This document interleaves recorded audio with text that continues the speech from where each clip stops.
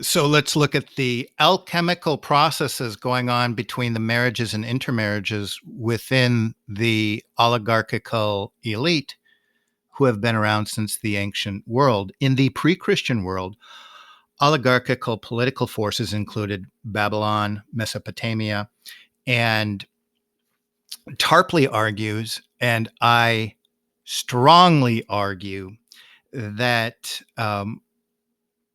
in the book of Revelation, when John the Revelator is talking about the whore of Babylon, it's not as mystical or obtuse a force as we think, but in fact, he's very specifically describing a cartel of oligarchical families. So when you start to look at that oligarchical history and then entered into that narrative, there's something very powerful at play. Of course, it has only predictive policies or a predictive power if we see it playing out in the world today. That's what prophecy is supposed to do. Other oligarchical centers in the ancient world, Tyre, Phoenicians, the Persian Empire was an oligarchy. In the Greek world, the center of oligarchical banking and intelligence, the same service that's around today, literally, was the temple at Apollo, whose agents were spread upon the world, including Aristotle. But, when we think of Pythagoras and Socrates and Plato, they're all part of disseminating this worldview that is the worldview of the oligarchs. So there's a built-in control system there of thinking at the very foundation of, I'm in the Western tradition, in the Western, Greco-Roman tradition. And when you think about that, this is where things get really fascinating because that bloodline and these lineages are not that hard to trace.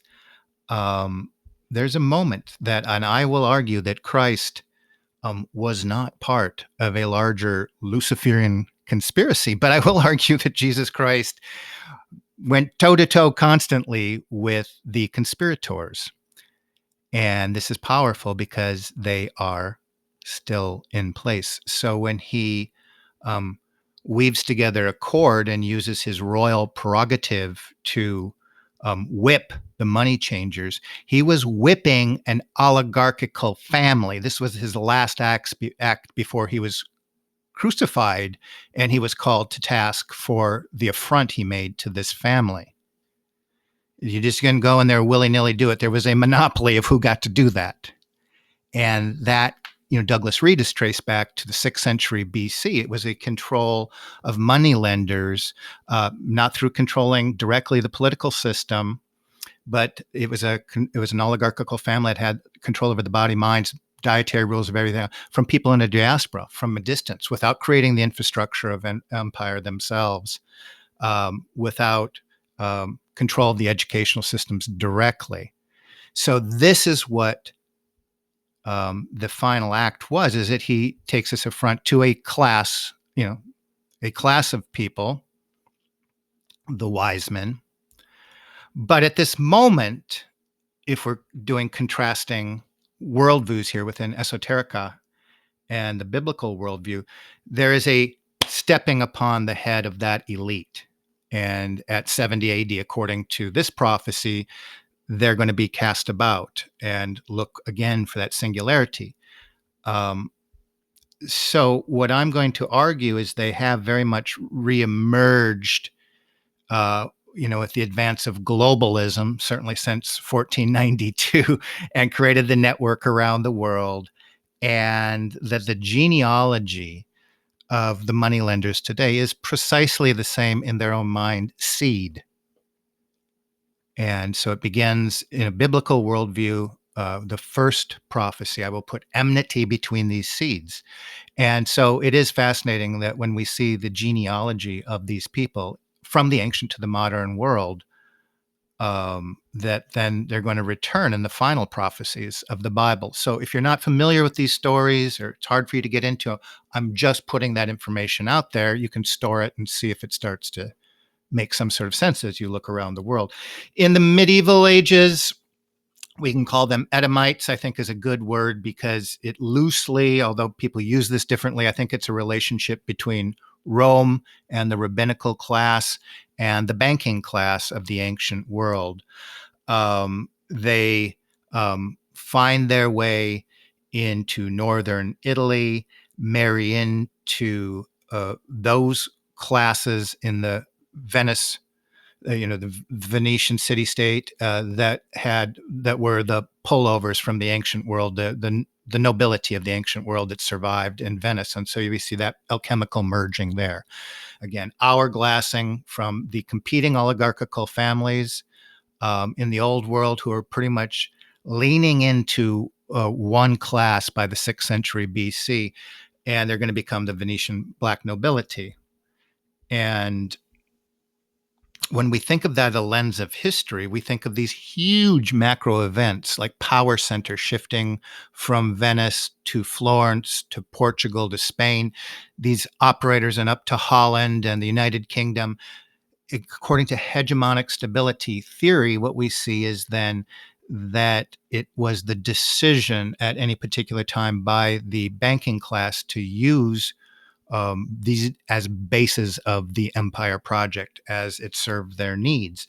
So Venice, we see early on with this merger between the nobles of Germany and northern Italy, is going to dominate the world financial centers already by the late, we'll call them late Dark Ages, early medieval period, if you want to use that, through usury and slavery.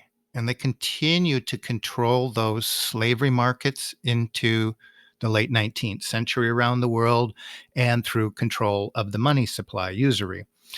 And they had gained tax-free status throughout the Byzantium Empire. But we're talking about major events assisting through Venetian intelligence, which are methods of collecting data. But intelligence has always been more about mind and body control than gathering. It was then and it is today. It's about social control and mechanisms of social control that go back deep into the ancient world. We see even assisted Genghis Khan in terms of carving out trade routes. See, I'm very interested in the early nobility of the Middle Ages, taking control of the whole English island and bleeding it dry if they so chose. We see them responsible for huge things like the Black Plague and the 30-Year War. I mean, why is the 30-Year War? Is it just another war they were profiting on? Yes, but this would create, by the time we get to 1648, that's the creation of the world system that we have, the nation state system that was set up as a corporate entity by them. And that was done through Venetian intelligence. So just huge ideas. And they would move on again, eventually form the Bank of Amsterdam. And that's where the bed of capitalism begins with the trading system established out of there. And then that will migrate north. So these Venetians and this continuous alchemical brewing that's going on in terms of their genetic material is evolving in their own minds, but it's evolving through a type of assisted. The strongest, and the darkest players are going to become part of that composition of their family code. So we see at the same time, it's a long and complicated story, but the rise of usury. So the Venetian black nobility, with Christ, the church is going to say, you know what, these people wreaked havoc in the ancient world, and it's outlawed by the church. Usury was outlawed by the church, and since usury was outlawed all the way up until the Renaissance, there would be different intrigue around the papacy but it was really right there at the heart of creating the Reformation itself. So this oligarchical family is creating the nation state system. It's got deep uh, penetrations into the very foundations of uh, the Catholic Church, repeated um, infiltrations into the Vatican, all about allowing for usury. Because until usury becomes legal, it's very limited what a banking or parasitic class can do. It has to be allowed to exist. The church did not allow it to exist for over 1,000 years. So, this is what most of the intrigue is about, allowing it to first seem unsinful, because the Bible is pretty clear that it's sinful. So, in order for it to have power, it had to penetrate, and that's what the Venetian black nobility was famous for, finding your weak point and pursuing that. A house divided will fail. It rules through degradation of people. It wants you to fail. It will find your sin and sell it to you and enslave you for it. So that's how it worked. And there's a lot of intrigue, and I'm not going to go into all that, but certainly from everybody from Martin Luther to John Calvin. And we see at the foundations of so many standard denominations that there was always players within the black nobility either starting it or infusing themselves into all these new denominations. So that's a story within itself. But the story really begins with Sabbatai Zevi.